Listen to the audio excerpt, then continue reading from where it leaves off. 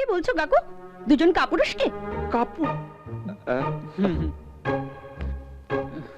যারা একটা অসহায় মেয়ের উপর পুরুষত্ব দেখায়, জোর করে শক্তি প্রয়োগ করে, তারা মোটেও পুরুষ নয়।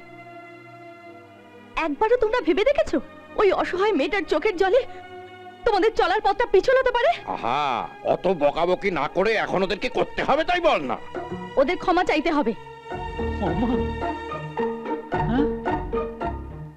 ওই মেয়েটার কাছে ওদের ক্ষমা চাইতে হবে, নইলে আমি। বাস খুশি, বাস। তোকে আর কিচ্ছু বলতে হবে না।